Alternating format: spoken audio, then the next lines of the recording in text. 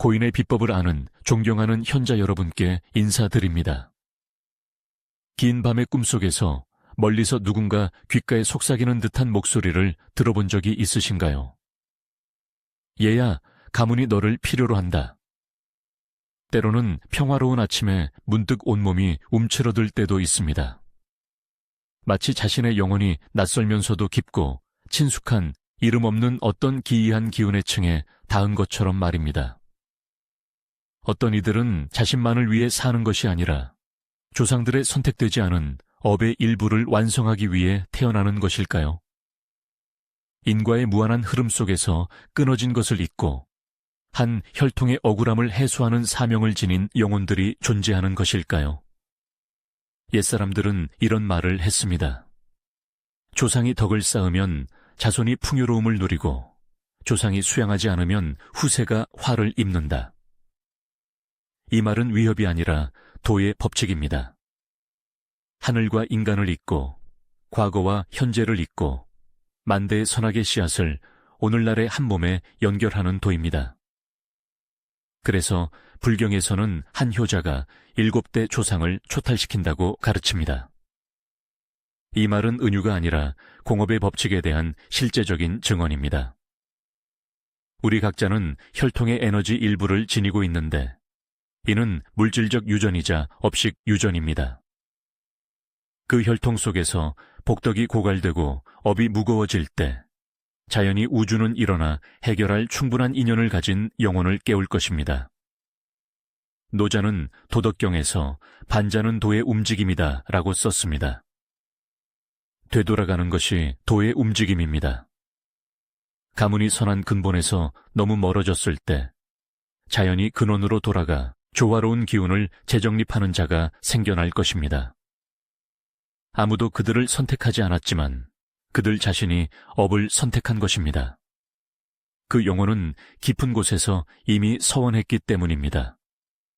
제 가문에 억울함이 있다면 제가 그 짐을 짊어져 갚겠습니다. 그래서 그들의 삶은 보통 먼저 고통받고 나중에 행동하며 세상 속에서 고독하지만 그들의 마음은 칠흑 같은 밤을 밝히는 횃불처럼 찬란하게 빛납니다. 존경하는 현자 여러분, 한 사람의 운명을 깊이 들여다보면 그 사람과 조상 사이에 미묘한 연관성을 발견할 수 있습니다.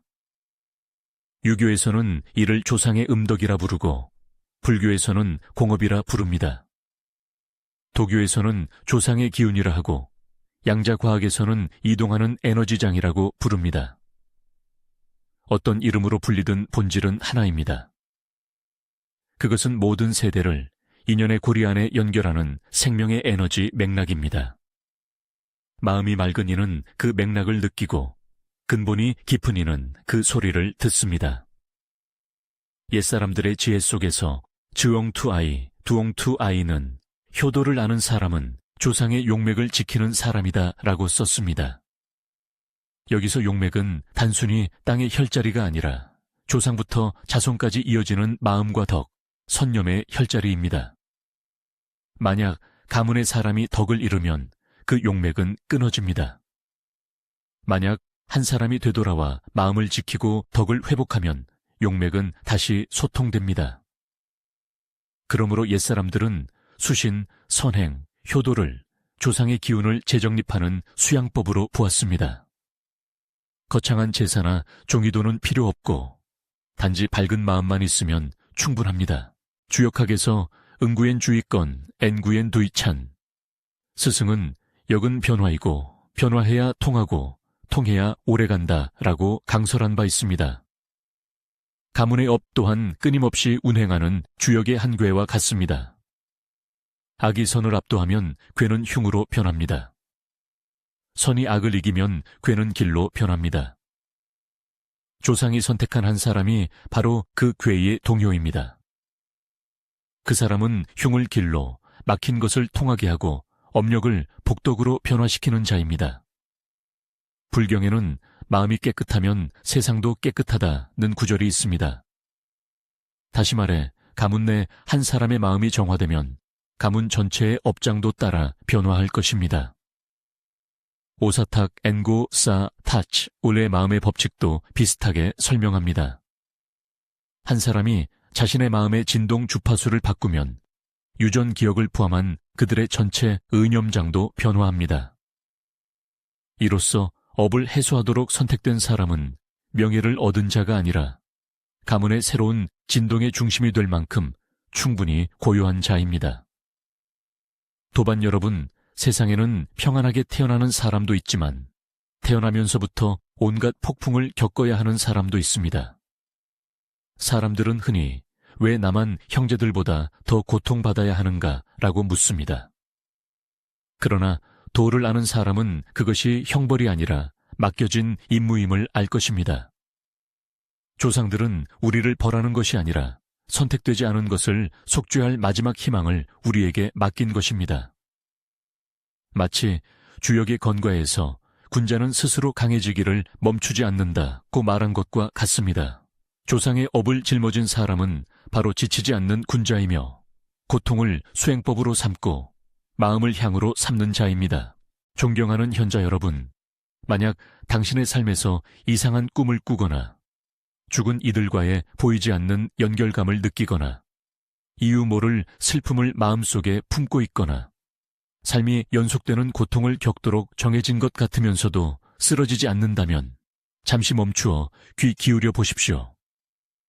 당신의 영혼은 자신만을 위한 삶보다 더 깊은 사명을 지니고 있을 수 있기 때문입니다. 조상들은 멀리 있지 않습니다. 그들은 우리의 모든 세포, 모든 숨결, 모든 심장 박동 속에 살아 있습니다. 우리가 선행을 할 때마다 조상들은 미소 짓습니다. 우리가 잘못을 저지를 때마다 그들은 고개를 숙입니다. 우리가 깨어날 때 온 혈통이 함께 진동합니다.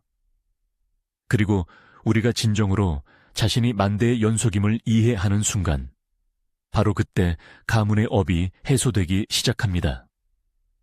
그러므로 이 여정에서 우리는 신비로운 것을 찾는 것이 아니라 영혼의 원리, 혈통 속에서 도가 어떻게 작용하는지를 찾는 것입니다.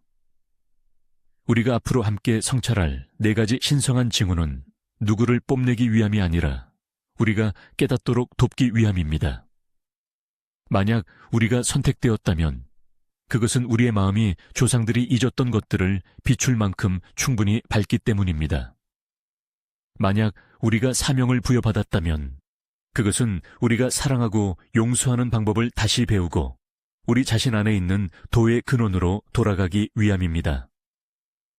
존경하는 현자 여러분, 그리고 고인의 비법을 아는 분들, 이제 함께 성찰의 흐름 속으로 들어가 봅시다.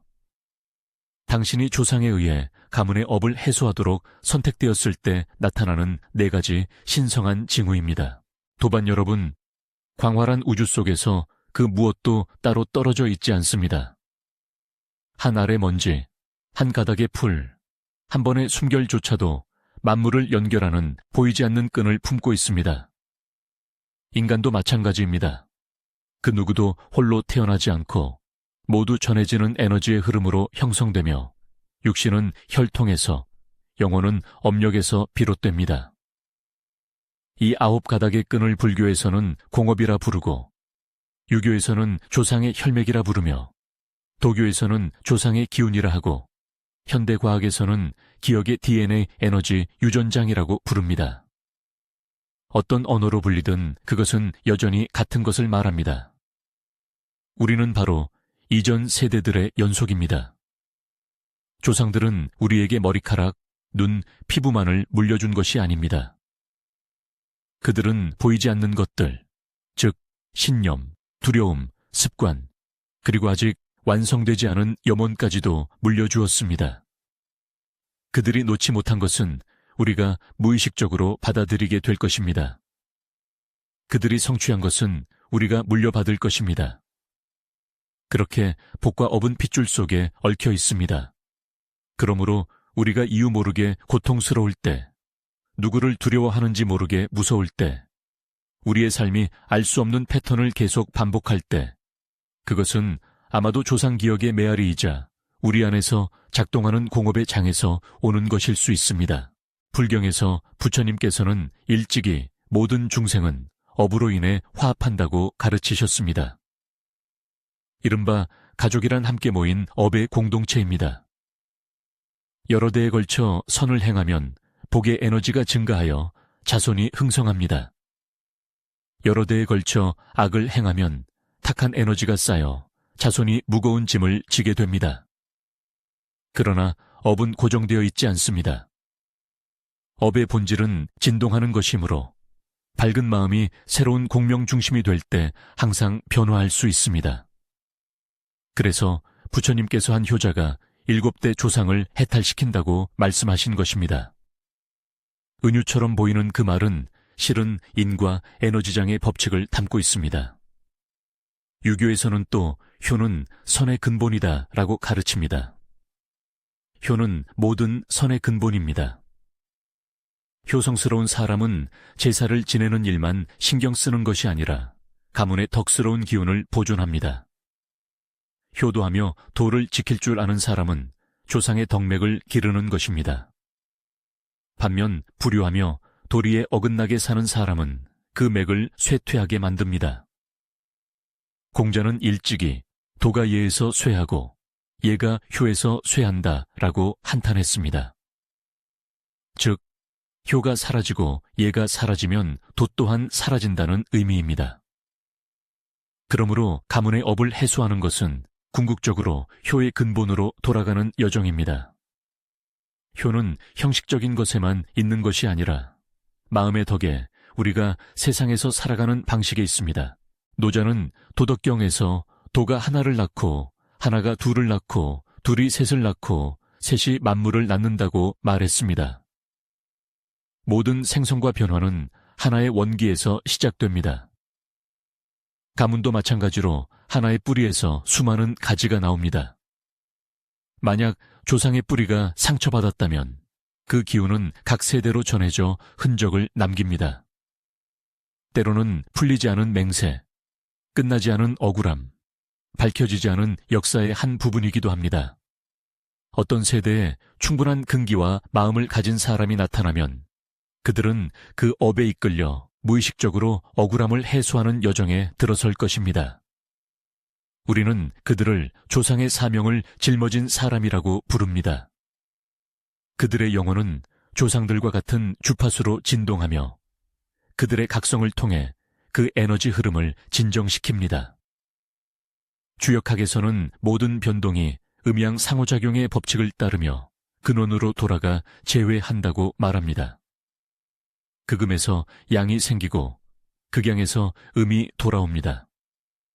모든 가문은 하나의 작은 우주입니다.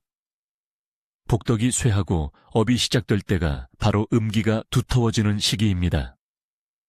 이 시기에 도심을 가진 영혼이 가정의 궤에서 동요로 태어나 흉궤를 길궤로 변화시킵니다.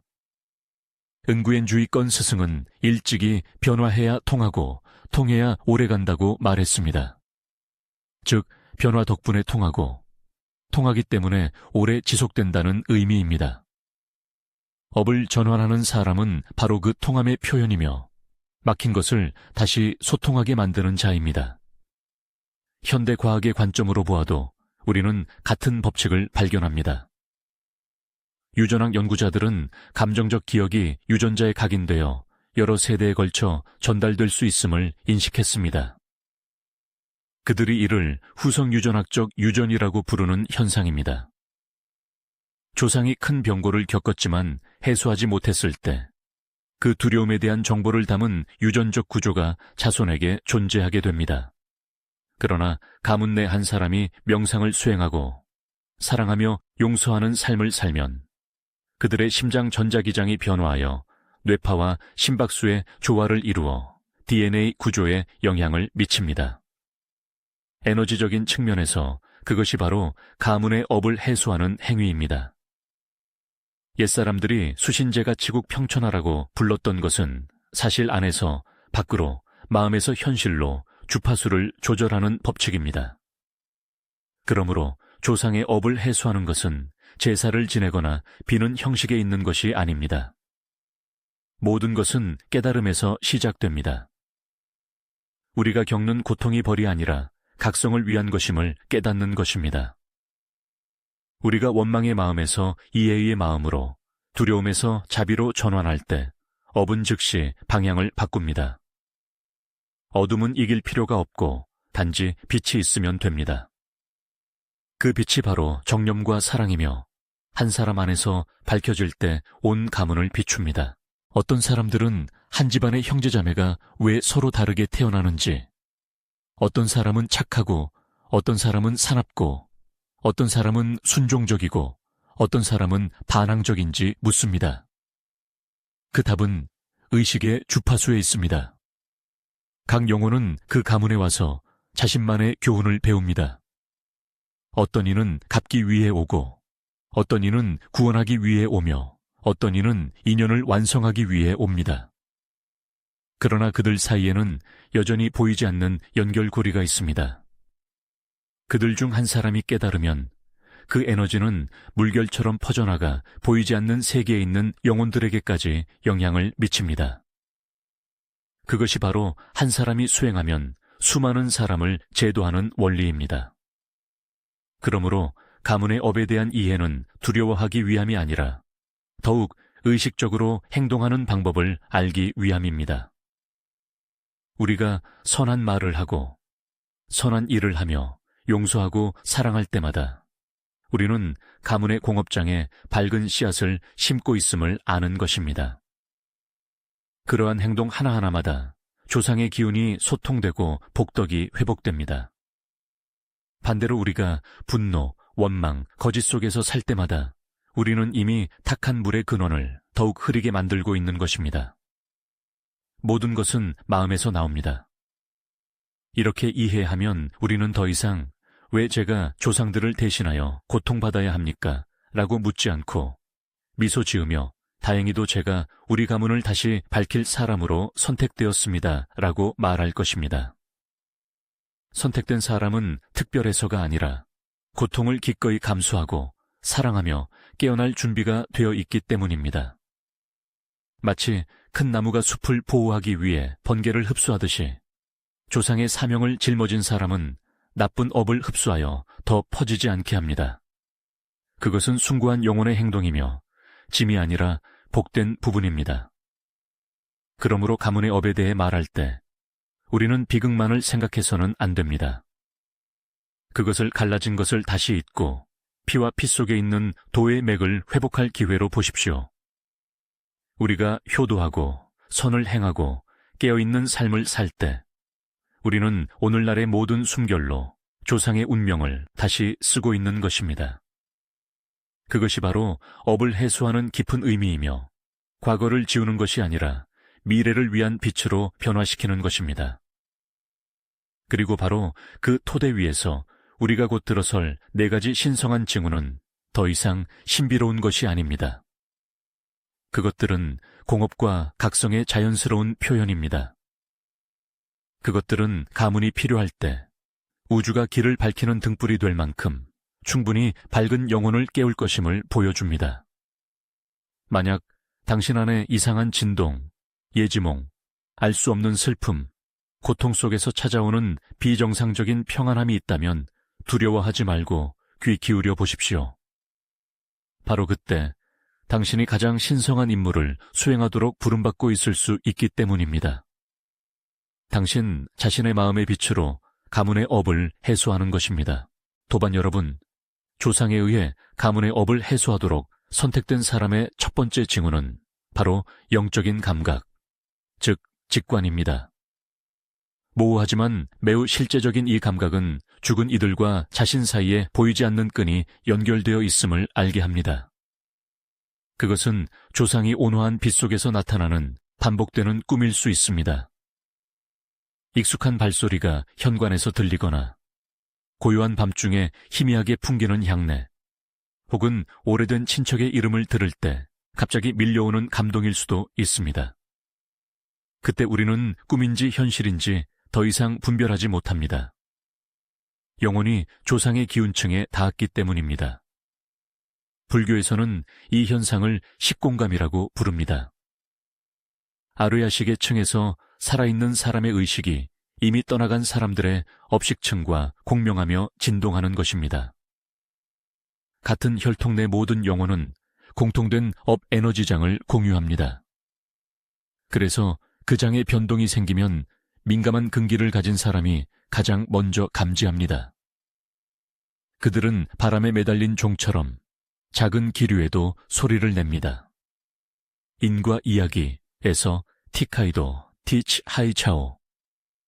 스님은 효심 깊은 자녀들이 부모님이 돌아가신 직후 꿈에서 조상들이 나타나 당부를 전하고 그 후 그들의 삶이 마치 운명이 부여된 것처럼 완전히 바뀌었다는 이야기를 들려줍니다.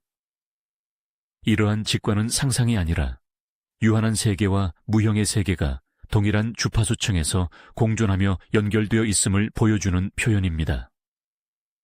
노자는 일찍이 돈은 인간에게서 멀지 않지만 인간은 스스로 돼서 멀어진다고 말했습니다. 우리의 마음이 고요해지면 돈은 즉시 드러납니다. 우리의 마음이 선하면 조상들은 즉시 감응합니다. 그러므로 이 징후를 지닌 사람은 보통 마음이 부드럽고 깊으며 다른 사람의 고통에 쉽게 감동합니다. 그들은 불의한 이야기를 들을 때 울 수 있고 다른 사람의 상처를 마치 자신의 상처처럼 느낄 수 있습니다. 이러한 민감성은 영혼의 열린 문이자 동시에 조상들이 신호를 보내는 통로입니다. 왜냐하면 세상과 진동하는 마음을 가진 사람이야말로 보이지 않는 세계의 주파수를 쉽게 감지할 수 있는 사람이기 때문입니다. 주역학 정화에서 응구엔 주의권 스승은 오직 도를 통달한 자만이 하나의 이치를 통달한다고 썼습니다. 즉, 모든 이분법은 환상임을 깨닫는다는 의미입니다. 조상에 대한 영적인 감각을 가진 사람은 사실 두 세계의 경계에 서 있습니다. 완전히 속세에 속하지도 않았고 그렇다고 속세를 완전히 벗어나지도 않은 상태입니다. 그들은 음양의 연결맥을 감지하고 자신뿐만 아니라 온 가문의 업보의 작동을 볼 수 있는 가장 미묘한 것을 통달하는 능력을 가진 자입니다. 때때로 그러한 직관은 무형의 부름, 꿈 또는 사명을 깨달아야 한다고 알리는 반복되는 우연의 일치를 통해 나타납니다. 유교는 효를 천리의 근본으로 봅니다.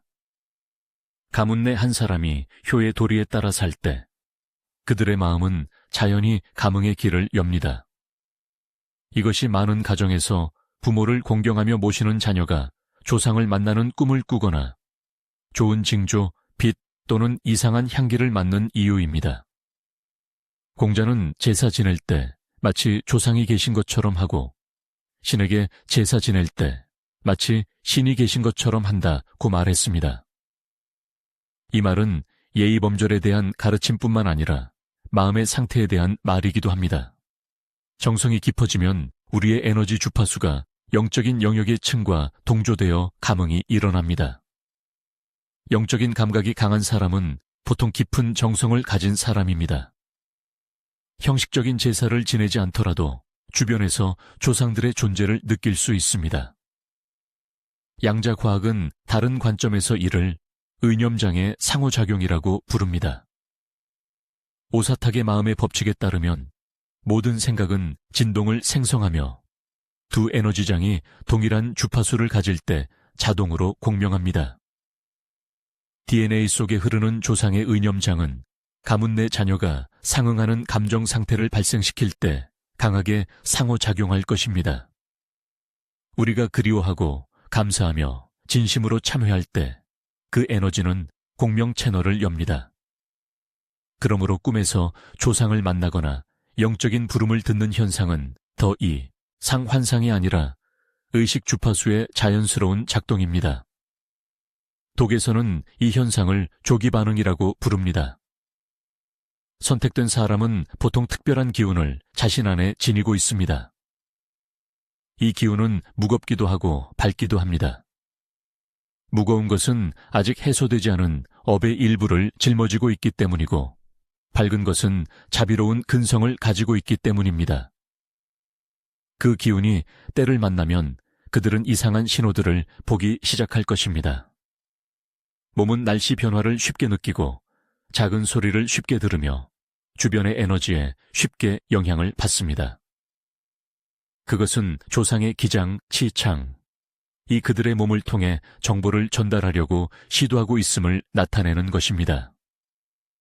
이러한 영적인 감각은 수양에 집중하고 마음을 고요하게 유지하면 점차 지혜와 자비로 변할 것입니다. 그러나 마음이 혼란하고 두려움에 사로잡히면 미신과 혼란으로 변할 것입니다.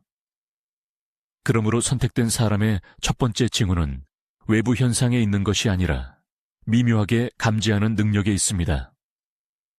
그들이 비정상적인 일을 겪을 때 두려워하는 대신 멈추어 서서 귀 기울이고 자신의 마음을 관찰할 줄 압니다.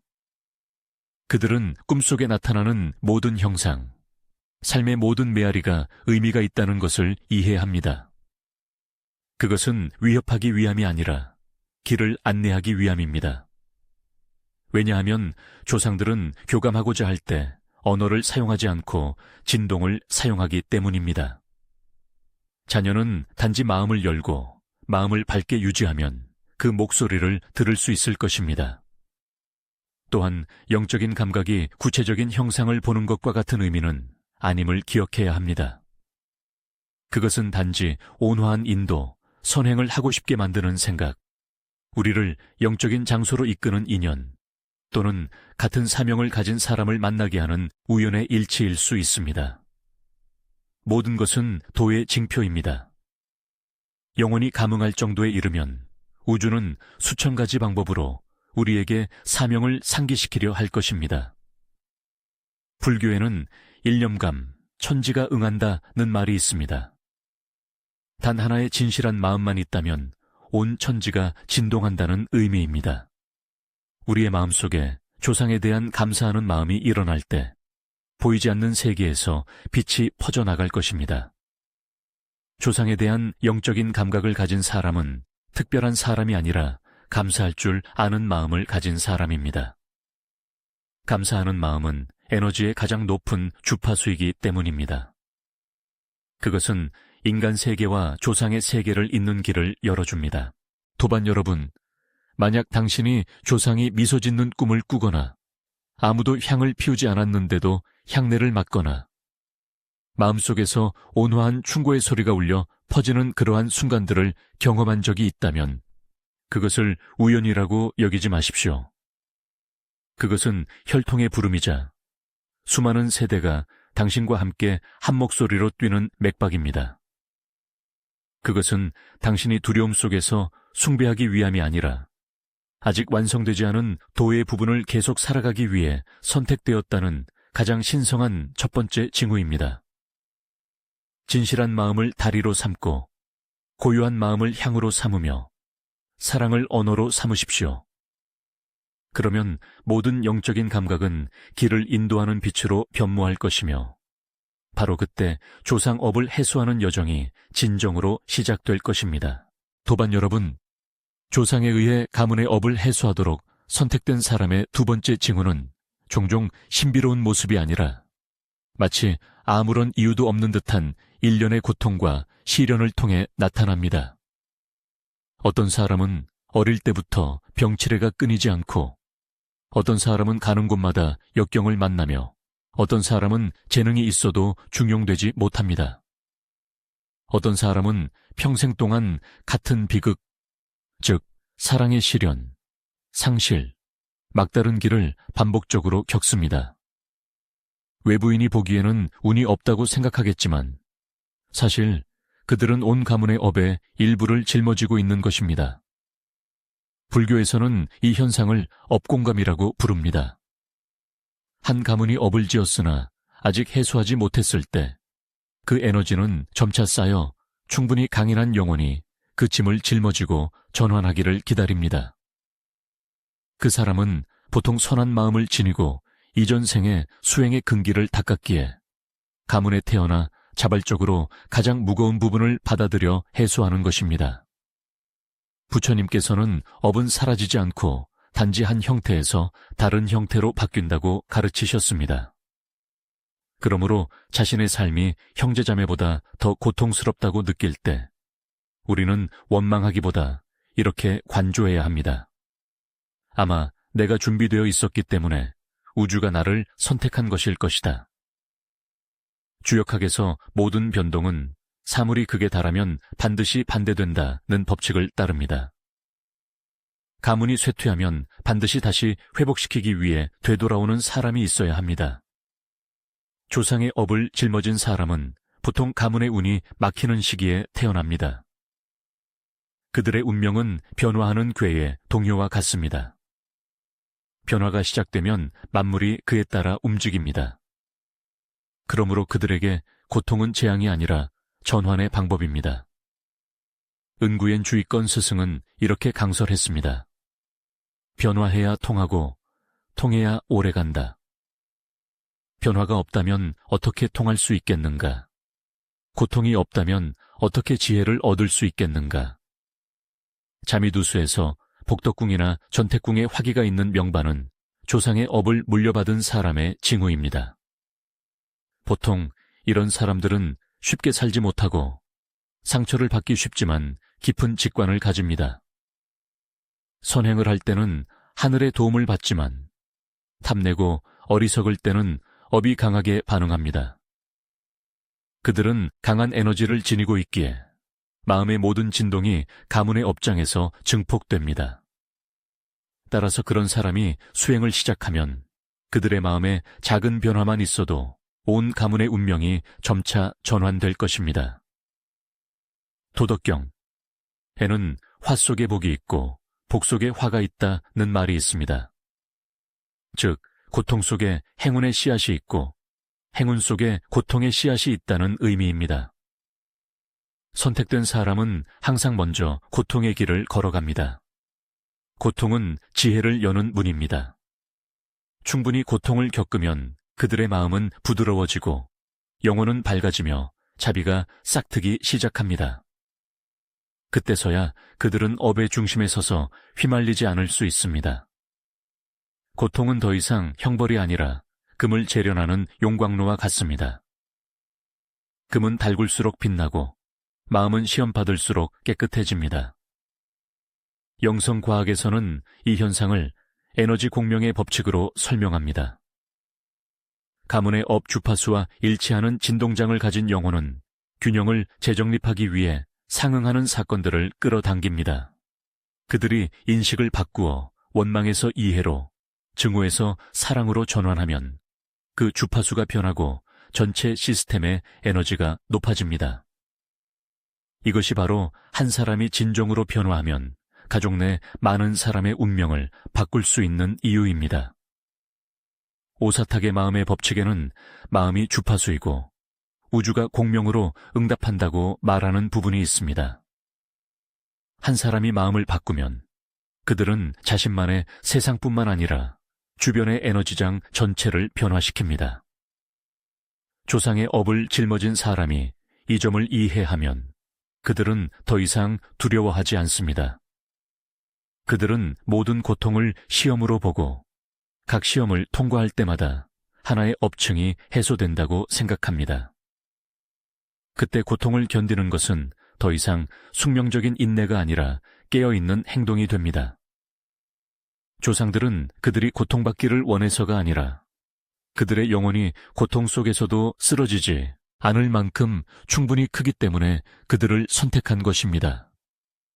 많은 사람들이 일련의 사건들을 겪은 후 자연히 더 온화하고 감사하며 사랑할 줄 아는 사람이 됩니다.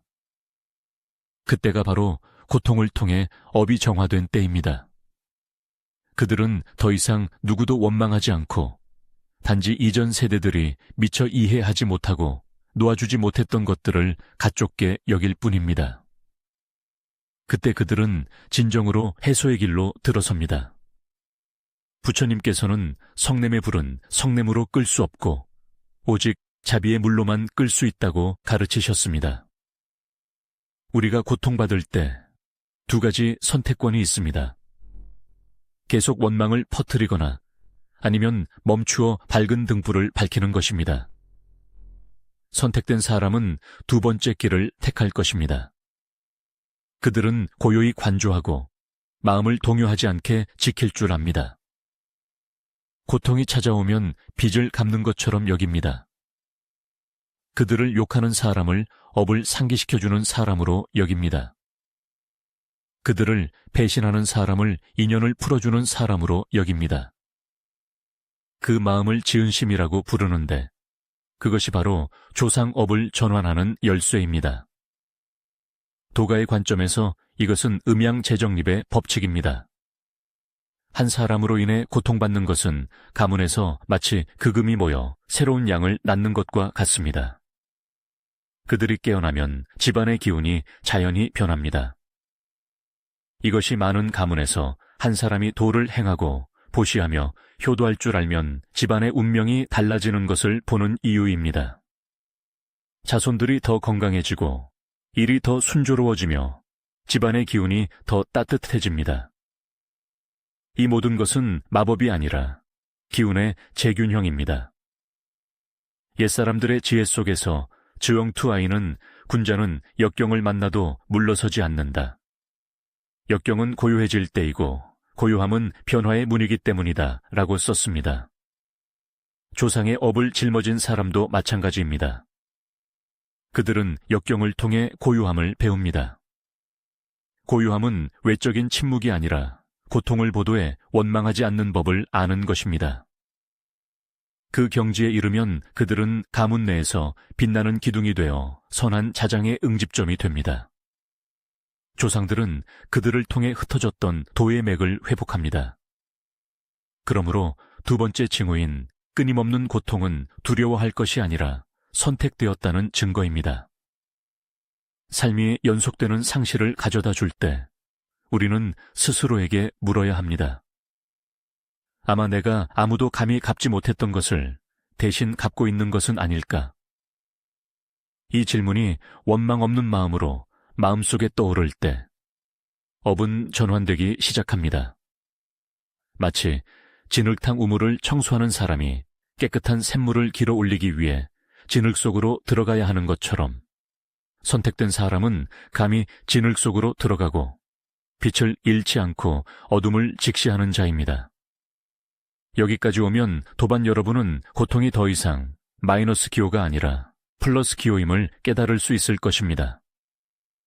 모든 고통은 하나의 교훈이며 모든 상처는 우리가 업을 깊이 들여다볼 수 있는 입구입니다. 똑바로 직시할 때 고통은 지혜로 변하고 지혜는 자비를 낳으며 자비는 용맹을 기릅니다. 그리고 그때부터 가문의 업은 햇볕에 녹는 얼음처럼 점차 사라집니다. 그러므로 만약 당신이 연속되는 시련을 겪고 있다면 성급하게 하늘을 원망하지 마십시오.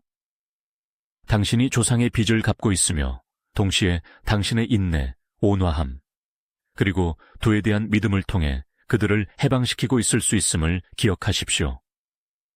모든 업력 속에는 항상 해소하고 자신을 변화시키고 태초의 빛으로 돌아갈 기회가 숨어 있기 때문입니다.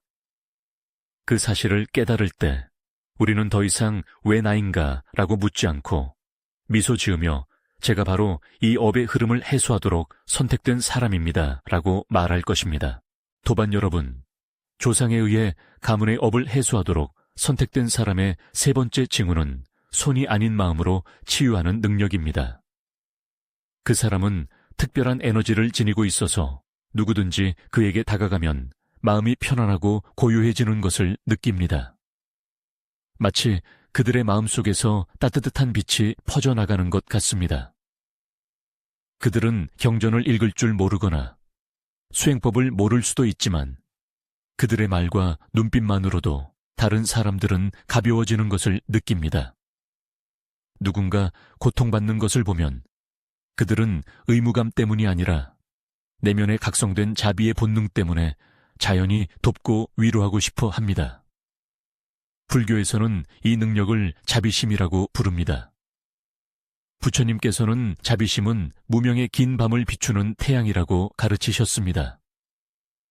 자비심을 가진 사람은 다투지 않고 화내지 않으며 원망하지 않고 오직 조용히 선한 뜻을 펼칩니다.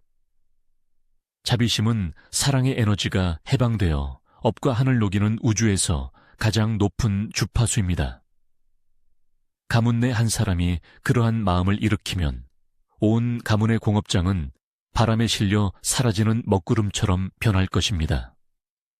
가족 간의 원망의 기운, 질병, 갈등이 점차 가라앉는 것은 그들이 주술을 부려서가 아니라 그들이 온화하고 성실한 마음으로 살기 때문입니다. 유교에서는 현명한 사람을 인덕의 근원이라 보며 인덕이야말로 가문의 길한 기운입니다. 인덕을 지닌 사람은 다른 사람들이 스스로 마음을 조절하도록 비추는 거울과 같습니다. 공자는 인한 사람은 자신을 세우고자 하면 남을 세우고 자신을 이루고자 하면 남을 이루게 한다고 가르쳤습니다. 즉, 한 사람이 사랑할 줄 알면 그들 주변의 모든 기장은 조화로운 질서 속으로 재정립된다는 의미입니다. 그것이 바로 가장 깊은 치유법이며 개입하지 않고 단지 퍼져나갈 뿐입니다. 도덕경에서 노자는 가장 좋은 선은 물과 같다고 말했습니다. 가장 높은 선은 물처럼 만물에게 이로움을 주되 다투지 않습니다. 치유의 에너지를 지닌 사람은 바로 물의 덕을 지닌 사람입니다. 부드럽고 유연하며 메마른 곳으로 흐르면서도 자신이 근원임을 내세우지 않습니다. 그들은 누구를 억지로 구하려 하지 않고 단지 조용히 존재할 뿐이지만 바로 그 존재 자체가 다른 사람들을 밝힙니다. 그들이 침묵하면 다른 사람들은 갑자기 평온해집니다. 그들이 미소 지으면 분위기가 바뀝니다. 이것이 바로 노자가 말했던 무언지교의 한 형태입니다. 말로서가 아니라 기운과 도로서 가르치는 것입니다. 현학적인 관점에서 볼 때 치유 능력을 지닌 사람은 양생의 기운을 자신 안에 지니고 있습니다. 이 에너지는 마음이 평안하고 생각이 선하며 몸이 조화로울 때 형성됩니다. 그들이 가문 안에 나타나면 음의 업, 즉 정체된 기운이 점차 사라질 것입니다. 그래서 이 징후를 지닌 많은 사람들은 종종 가족 내 갈등에 휘말리다가 무심코 화해자가 되는 것을 봅니다. 그들은 논쟁을 좋아하지 않고 오직 부드러운 말과 진실한 마음을 사용합니다. 그들이 나서면 모든 일이 저절로 해결됩니다. 이것은 말재주가 아니라 주파수의 능력입니다. 마음의 법칙에서 오사탁은 심장이 뇌보다 5,000배 더 강한 전자기장을 방출한다고 증명합니다. 자비심이 일어나면 그 장은 주변 사람들과 동기화 효과를 만듭니다. 즉, 한 사람이 사랑의 주파수를 유지하기만 해도 그 에너지는 주변 모든 사람에게 생물학적으로 전달됩니다. 우리가 평안하면 온 가족도 평안합니다. 우리가 용서하면 다른 사람들도 쉽게 놓아줍니다. 그것이 바로 치유의 양자역학적 메커니즘이며 신비로운 것이 아니라 에너지의 진실입니다. 불학정화에서 은구엔 주의권 스승은 수행은 신을 구하는 것이 아니라 되에 합당하게 자신을 고치는 것이라고 썼습니다. 가문을 치유하는 사람은 거창한 일을 할 필요 없이 단지 진실하게 살고 잘못을 인정하고 사랑할 줄 알면 됩니다. 그들의 모든 온화한 행동은 업의 밤에 밝혀지는 등불과 같습니다. 작은 등불이지만 충분히 많아지면 수많은 세대에 걸쳐 쌓인 어둠을 흩어버릴 것입니다. 그러므로 치유 능력은 특혜가 아니라 신성한 의무입니다. 온화한 마음을 지키는 사람은 바로 모든 부처님의 일을 하고 있는 것입니다. 불교 철학에 따르면 자비와 지혜는 같은 새의 두 날개입니다. 선택된 사람이 자비의 마음을 일으킬 때 그들은 동시에 지혜를 엽니다. 그들은 가족을 더 이상 상처를 주는 자가 아니라 업에 묶여있는 영혼으로 봅니다. 비난하는 대신 가족게 여기고 원망하는 대신 돕고 싶어 합니다. 그때 그들의 마음은 대지처럼 포용적이 됩니다. 그리고 바로 그때 업이 해소되기 시작합니다. 업은 본래 원망에서 생겨나지만 원망이 더 이상 없을 때 업은 저절로 사라집니다. 유교에는 덕으로서 사람을 복종시키면 복종한 마음이 기뻐한다는 말이 있습니다. 이것이 바로 가문의 업을 치유하는 원칙입니다. 논리로 다투거나 권력으로 강요하는 것이 아니라 덕으로서 감화시키는 것입니다. 이 징후를 지닌 사람은 보통 판단하기를 좋아하지 않고 단지 경청합니다. 들을 때 그들은 의견을 끼어들지 않고 단지 고개를 끄덕이며 상대방이 스스로를 되돌아보게 합니다. 바로 그 수용의 에너지가 모든 가족 구성원 내 보이지 않는 상처에 대한 약입니다. 독에서는 치유하는 사람의 기운을 기통이라고 부릅니다. 그들이 명상하거나 마음을 고요히 할 때 그들의 숨은 가볍고 깊으며 몸 안의 기운이 충만합니다. 바로 그 덕분에 집안의 기운도 조화로워집니다. 선정을 수행하는 사람이 있는 가정은 집안의 기운이 보통 더 온화하고 싸움이 적어지며 식물들도 더 잘 자랍니다. 그것은 한 사람의 에너지가 공동 공간 전체를 재구성하기에 충분하다는 증거입니다. 그 사람이 조상들에게 공덕을 회양할 때 조상의 업장도 바람이 멈춘 후 물이 점차 고요해지듯이 정화됩니다. 도반 여러분, 당신이 치유 능력을 가지고 있는지 알 필요조차 없을 때가 있습니다. 단지 관찰해 보십시오. 누군가 고통을 이야기할 때 당신을 찾아옵니까? 집안에 일이 있을 때 사람들이 당신을 먼저 부릅니까? 아픈 사람을 보면 모른 척하지 못합니까? 그렇다면 그것이 바로 징후입니다. 조상들은 당신을 사랑의 거울로 사용하여 그들이 미처 이해하지 못했던 것들을 다시 비추고 있습니다. 당신이 누군가를 위로할 때마다 조상업의 일부가 사라집니다. 당신이 관용을 베풀 때마다 원한의 기운 한 겹이 해소됩니다. 당신이 용서할 때마다 그들 중 한 영혼이 가벼워집니다. 치유 능력은 손이나 언어에 있지 않습니다. 그것은 평온한 마음의 고요한 존재감에 있습니다. 당신의 마음이 평안할 때 다른 사람들도 스스로 평안함을 느낍니다. 그것이 바로 옛사람들이 무위이무불위, 즉 아무것도 하지 않으면서도 이루지 못함이 없다고 말한 것입니다. 조상들은 당신이 주문을 외우기를 바라지 않고 단지 당신이 사랑 속에서 살아가기를 바랍니다. 왜냐하면 사랑이야말로 도의 주파수이며 두 세계 모두가 이해하는 언어이기 때문입니다. 그러므로 이 세 번째 징후는 특별한 능력이 아니라 사랑으로 해소할 줄 아는 단계에 이른 영혼의 표현입니다. 우리의 마음이 열릴 때 우주도 열립니다. 우리가 자신과 타인의 고통을 관용의 마음으로 품을 줄 알 때 바로 그때 가문의 업이 해소됩니다. 치유하는 사람은 사람을 구원할 뿐만 아니라 혈통에 얽혀있는 보이지 않는 기억들까지도 구원합니다. 그들은 메마른 땅과 바위를 흐르는 부드러운 물줄기가 되어 한때 말라붙었던 생명의 샘에 다시 생명을 불어넣습니다.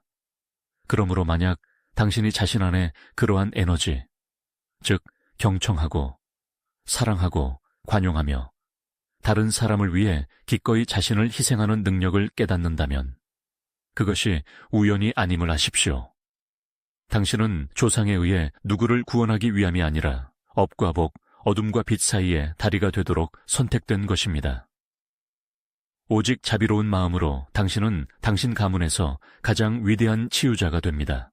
도반 여러분, 네 번째 징후이자 조상에 의해 선택된 여정의 가장 깊은 층은 바로 영적 각성입니다. 이는 한 사람이 수많은 변동 끝에 삶의 한가운데서 멈춰서서 마음이 텅 비어 있음을 느낄 때입니다. 한때 중요했던 모든 것, 즉 명성, 재물, 애정 등이 마치 사라진 것처럼 희미해집니다. 상실 때문이 아니라 영혼이 자신을 다시 기억하기 시작했기 때문에 드넓은 침묵이 열립니다. 그 사람은 강물이 큰 바다를 그리워하듯이 보이지 않는 부름을 느낍니다. 그들은 더 이상 외부에서 찾지 않고 내부로 향합니다. 바로 그때 가문의 업을 해소하는 과정이 가장 깊은 곳으로 들어가 의식적인 전환을 이룹니다. 부처님께서는 스스로 깨닫고 남을 깨우치며 깨달음과 행이 원만하다고 가르치셨습니다. 자각은 만물의 무상한 본질을 깨닫는 것입니다. 각타는 다른 사람들도 함께 깨어나도록 돕는 것입니다. 각행원만은 자비와 지혜가 하나 되는 것입니다. 이 징후를 지닌 사람은 보통 매우 강렬한 내면의 위기 단계를 겪으며 세상 속에서 고독하고 방황하는 느낌을 받습니다. 그러나 아무것도 의지할 것이 없을 때 그들은 모든 고통, 모든 억울함, 모든 조상, 업이 영원히 깨어나기 위한 교훈임을 깨닫습니다. 그때 왜 제가 고통받아야 하는가 라는 질문은 여기서 제가 무엇을 배우는가로 바뀝니다. 재난에서 지혜가 생기고 지혜에서 자비가 생기며 자비는 해탈로 가는 문입니다.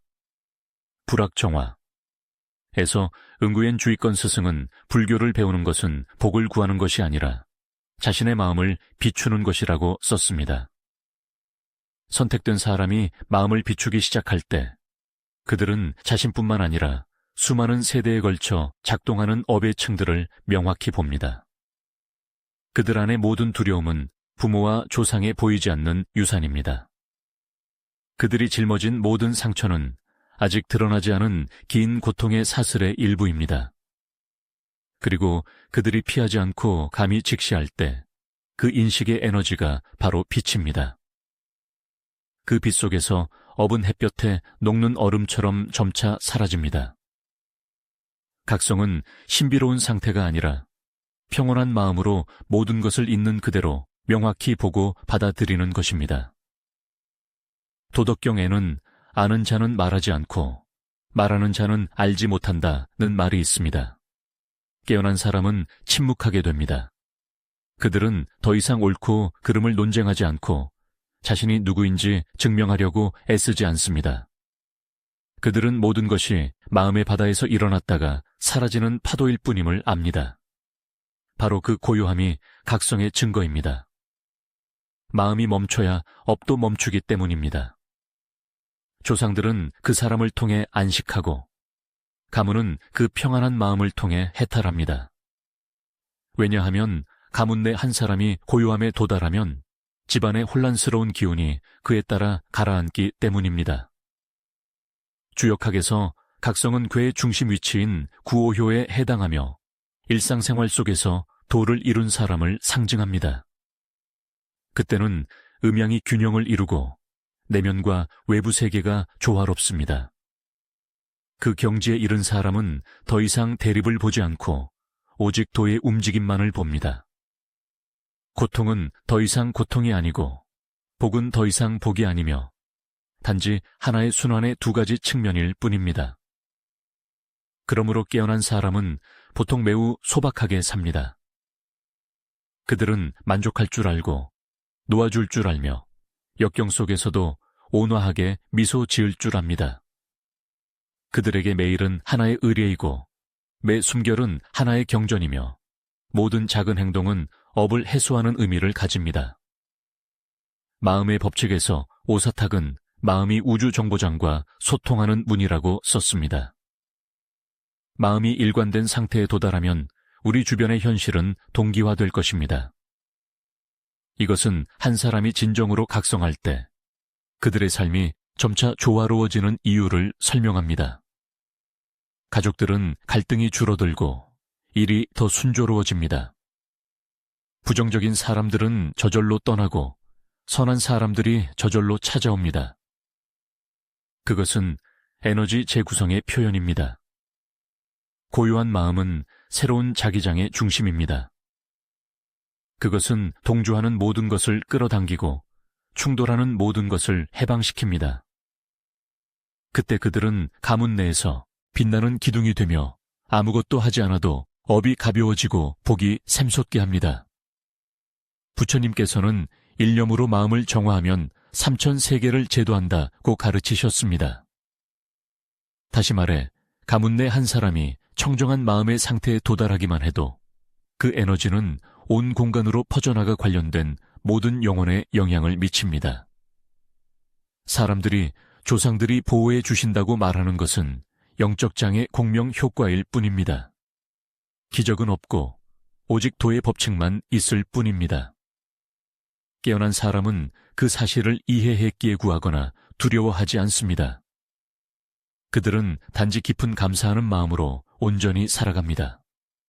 자신을 성장시킨 고통에 감사하고 해소의 기회를 주신 조상들에게 감사하며 무상한 본질을 보여준 삶에 감사합니다.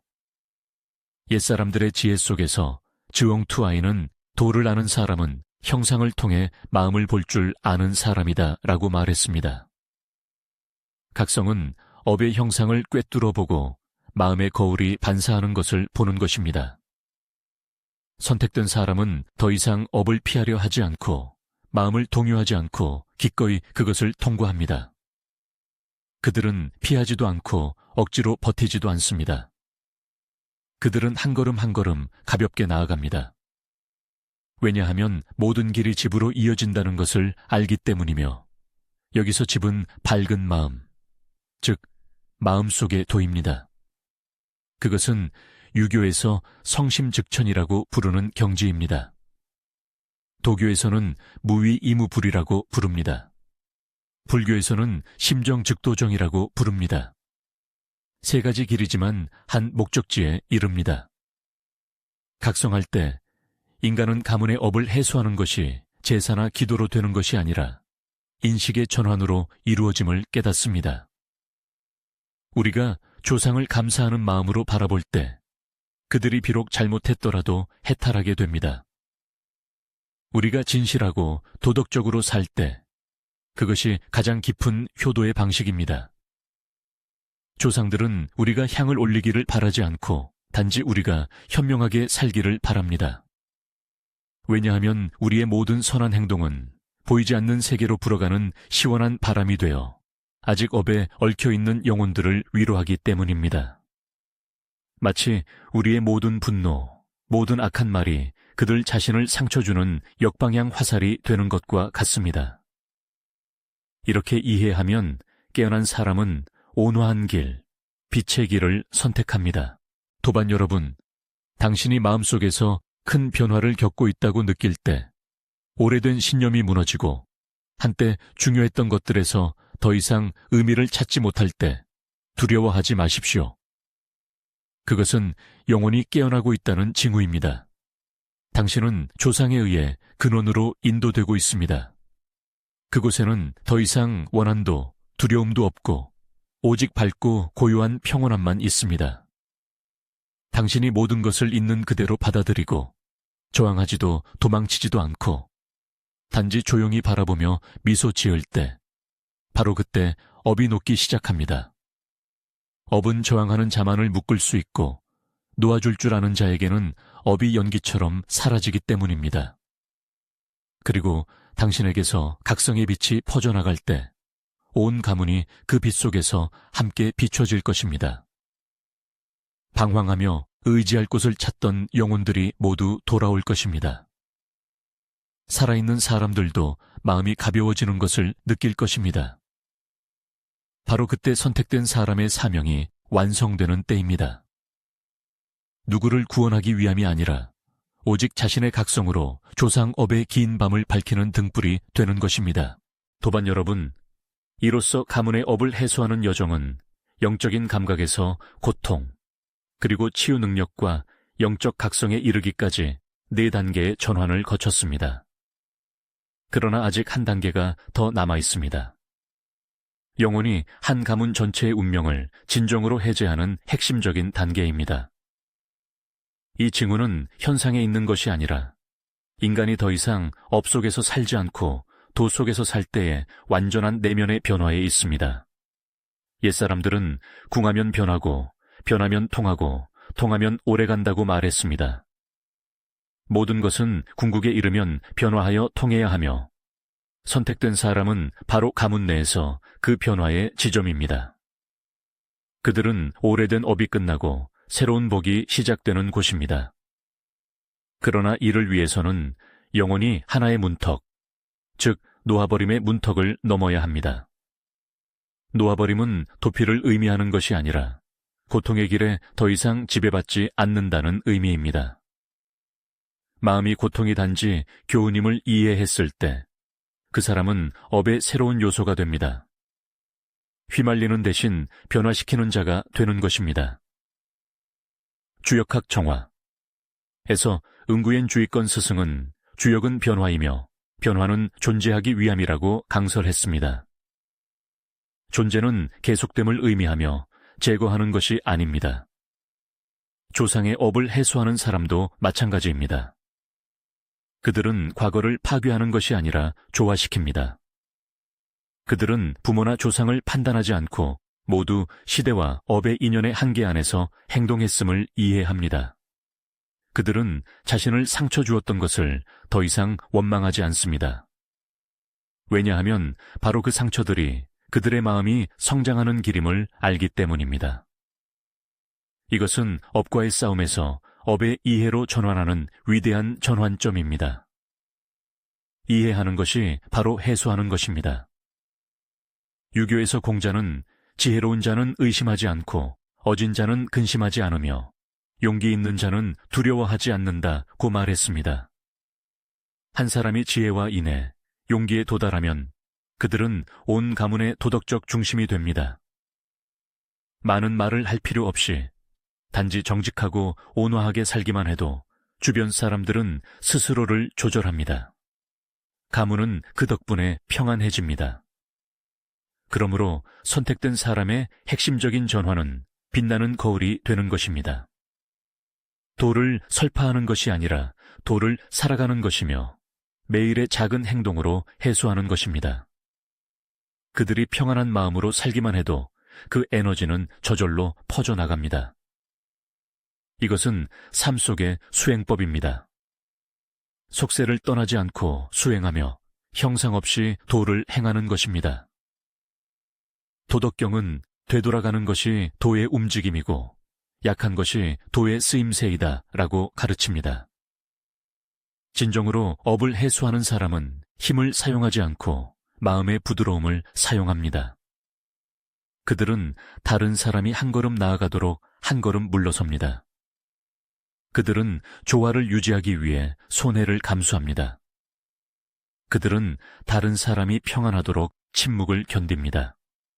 그리고 바로 그 부드러움 속에서 업은 사라집니다.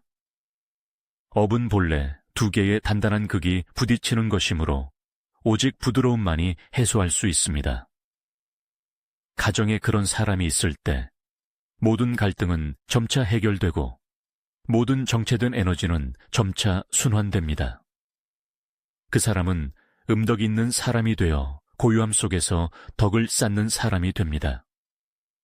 부처님께서는 보살은 원인을 두려워하고 중생은 결과를 두려워한다고 가르치셨습니다.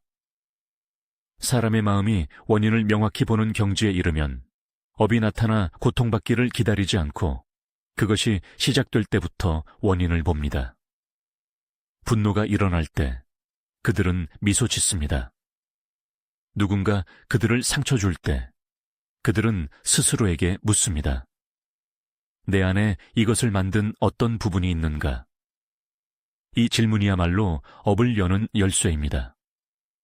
평범한 사람은 밖을 보고 해소하는 사람은 안을 봅니다. 그리고 모든 원인이 마음에서 비롯됨을 볼 때 그들은 마음을 바꾸기만 하면 모든 결과가 바뀐다는 것을 압니다. 마음의 법칙에서 오사탁은 마음이 우주정보장과 소통하는 문이라고 지적합니다. 마음이 일관된 상태에 도달하면 우리 주변의 현실은 동기화될 것입니다. 이는 한 사람이 진정으로 각성할 때 그들의 삶이 점차 조화로워지는 이유를 설명합니다. 가족들은 갈등이 줄어들고 일이 더 순조로워집니다. 부정적인 사람들은 저절로 떠나고 선한 사람들이 저절로 찾아옵니다. 그것은 에너지 재구성의 표현입니다. 고요한 마음은 새로운 자기장의 중심입니다. 그것은 동조하는 모든 것을 끌어당기고 충돌하는 모든 것을 해방시킵니다. 그때 그들은 가문 내에서 빛나는 기둥이 되며 아무것도 하지 않아도 업이 가벼워지고 복이 샘솟게 합니다. 부처님께서는 일념으로 마음을 정화하면 삼천세계를 제도한다고 가르치셨습니다. 다시 말해 가문 내 한 사람이 청정한 마음의 상태에 도달하기만 해도 그 에너지는 온 공간으로 퍼져나가 관련된 모든 영혼에 영향을 미칩니다. 사람들이 조상들이 보호해 주신다고 말하는 것은 영적 장의 공명 효과일 뿐입니다. 기적은 없고 오직 도의 법칙만 있을 뿐입니다. 깨어난 사람은 그 사실을 이해했기에 구하거나 두려워하지 않습니다. 그들은 단지 깊은 감사하는 마음으로 온전히 살아갑니다. 자신을 성장시킨 고통에 감사하고 해소의 기회를 주신 조상들에게 감사하며 무상한 본질을 보여준 삶에 감사합니다. 옛사람들의 지혜 속에서 즈옹투아이는 도를 아는 사람은 형상을 통해 마음을 볼 줄 아는 사람이다 라고 말했습니다. 각성은 업의 형상을 꿰뚫어 보고 마음의 거울이 반사하는 것을 보는 것입니다. 선택된 사람은 더 이상 업을 피하려 하지 않고 마음을 동요하지 않고 기꺼이 그것을 통과합니다. 그들은 피하지도 않고 억지로 버티지도 않습니다. 그들은 한 걸음 한 걸음 가볍게 나아갑니다. 왜냐하면 모든 길이 집으로 이어진다는 것을 알기 때문이며 여기서 집은 밝은 마음, 즉 마음속의 도입니다. 그것은 유교에서 성심즉천이라고 부르는 경지입니다. 도교에서는 무위이무불이라고 부릅니다. 불교에서는 심정즉도정이라고 부릅니다. 세 가지 길이지만 한 목적지에 이릅니다. 각성할 때 인간은 가문의 업을 해소하는 것이 제사나 기도로 되는 것이 아니라 인식의 전환으로 이루어짐을 깨닫습니다. 우리가 조상을 감사하는 마음으로 바라볼 때 그들이 비록 잘못했더라도 해탈하게 됩니다. 우리가 진실하고 도덕적으로 살 때 그것이 가장 깊은 효도의 방식입니다. 조상들은 우리가 향을 올리기를 바라지 않고 단지 우리가 현명하게 살기를 바랍니다. 왜냐하면 우리의 모든 선한 행동은 보이지 않는 세계로 불어가는 시원한 바람이 되어 아직 업에 얽혀있는 영혼들을 위로하기 때문입니다. 마치 우리의 모든 분노, 모든 악한 말이 그들 자신을 상처주는 역방향 화살이 되는 것과 같습니다. 이렇게 이해하면 깨어난 사람은 온화한 길, 빛의 길을 선택합니다. 도반 여러분, 이로써 가문의 업을 해소하는 여정은 영적인 감각에서 고통, 그리고 치유 능력과 영적 각성에 이르기까지 4단계의 전환을 거쳤습니다. 그리고 이제 이 결론 부분에서 우리는 이 여정을 우리 자신의 근원으로 돌아가는 길을 되돌아보듯이 함께 되돌아볼 것입니다. 주역학에서는 되합치하는 자는 존재하고 도를 거스르는 자는 망한다고 말합니다. 여기서 도는 종교가 아니라 우주의 운행 원리이며 모든 존재가 조화로운 질서 속에서 생성, 유지, 변화, 소멸합니다. 한 가문 또한 그러한 작은 우주와 같아서 흥망성쇠의 시기가 있고 업과 복의 순환이 있습니다. 업이 솟아날 때 반드시 순응하는 한 영혼이 나타나 모든 것을 균형 상태로 되돌릴 것입니다. 그 사람이 바로 선택된 사람입니다. 그러나 도반 여러분, 선택되었다는 것은 은혜가 아닙니다.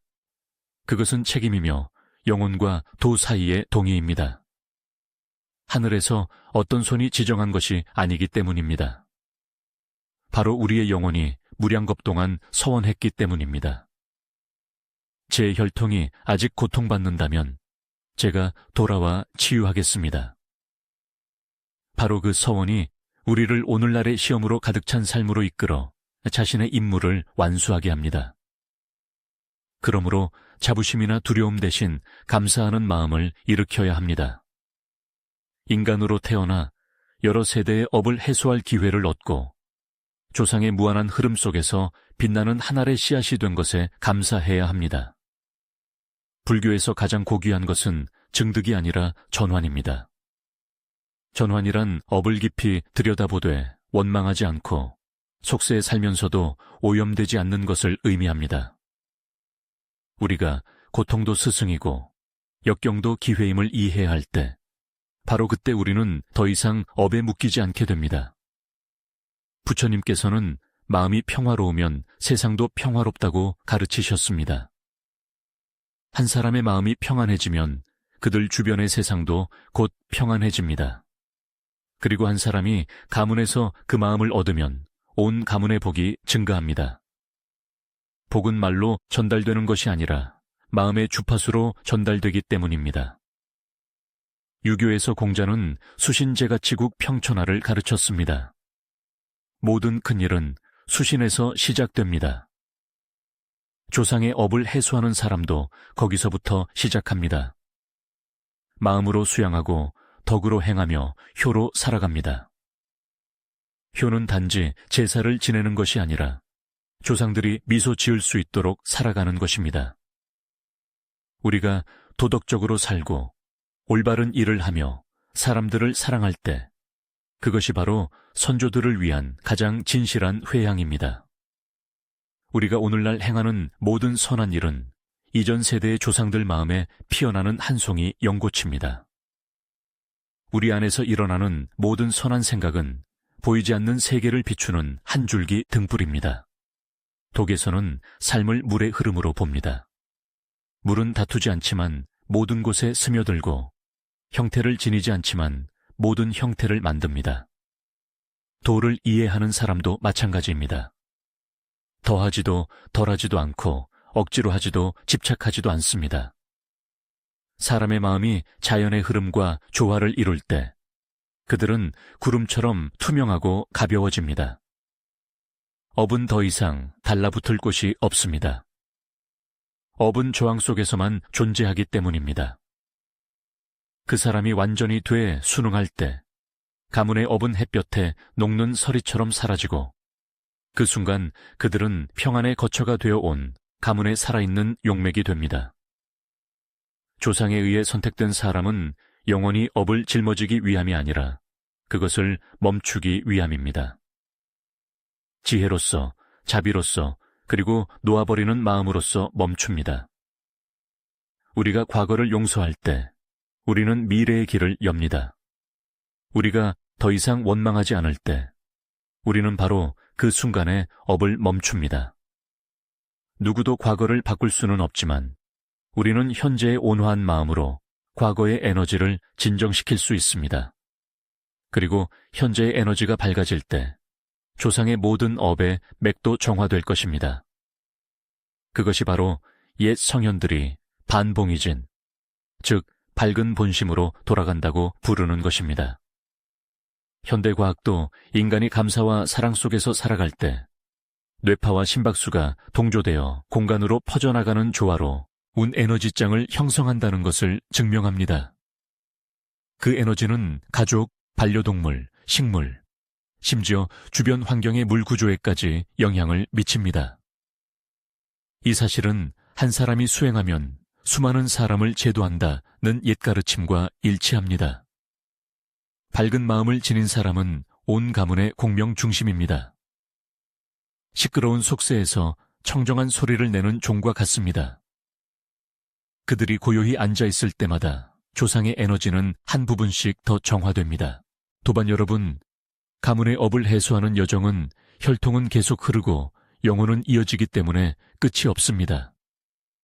그러나 우리가 바른 생각 속에서 살 때 매 순간이 업을 해소하는 한 계단이 됩니다. 우리가 사랑할 때 복이 늘고 우리가 성낼 때 업이 생깁니다. 그러므로 유일한 길은 마음을 평안하게 하고 지혜를 밝히며 마음을 온화하게 지키는 것입니다.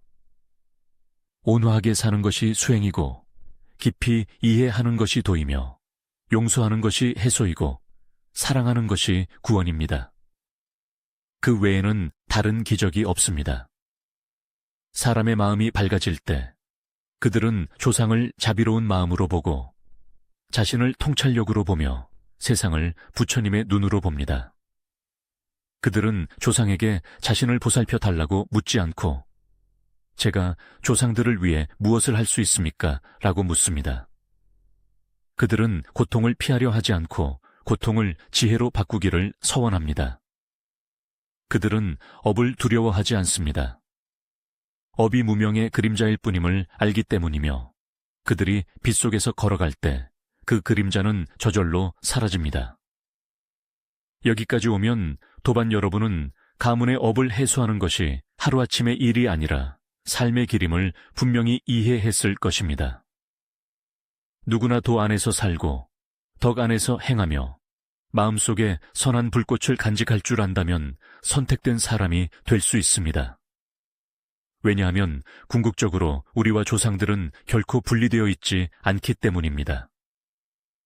그들은 우리 안에 살고 우리는 그들의 미완성 부분을 계속 살아갑니다. 우리가 깨어날 때 그들은 평안을 얻습니다. 우리가 밝아질 때 그들은 비춰집니다. 우리가 사랑할 때 그들은 초탈합니다. 그리고 우리가 진정으로 본마음으로 돌아갈 때 그들은 보이지 않는 세계에서 우리와 함께 미소 지을 것입니다. 도반 여러분, 언젠가 당신의 마음속에서 현명하게 살고 용서하고 사랑하라는 부드러운 부름을 듣는다면 그것을 당신만의 목소리로 여기지 마십시오. 그것은 수많은 세대가 당신의 심장을 통해 울려 퍼지는 메시지이며 미완성된 여정을 계속하라는 것입니다. 그 메시지를 작은 행동 하나하나로 완수하십시오. 친절한 말 한마디, 선한 생각 하나, 평온한 숨결 하나로 말입니다. 바로 그 사소해 보이는 것이 온 가문의 영적인 집을 다시 세우는 방법입니다. 그리고 당신 안의 빛이 퍼져나갈 때 조상들은 고요함 속에서 안식하고 자손들은 복 속에서 살 것이며 인간 세상에는 지혜의 불꽃이 하나 더 더해질 것입니다. 결국 모든 고통의 길은 단 하나의 곳으로 이끌기 때문입니다. 부처님이 열반이라 부르고 노자가 무이라 부르며 유교가 심한이라 부르고 주역이 중화라 부르는 곳으로 말입니다. 옛사람들의 비법을 아는 현자들과 함께 명철의 근원으로 돌아가 주신 도반 여러분께 감사드립니다. 우리 각자가 자신의 가문에서 빛나는 등불이 되기를 서원합니다. 과거를 비추어 해소하고 현재를 비추어 평안하게 하며 미래를 비추어 밝게 하는 등불이 되기를 말입니다. 다른 성찰의 흐름에서 다시 만나 뵙기를 기대합니다. 그곳에서 우리는 본마음을 찾아 떠나는 여정을 계속할 것입니다. 인간 영혼 속에 본래 있던 평화를 다시 찾는 여정을 말입니다.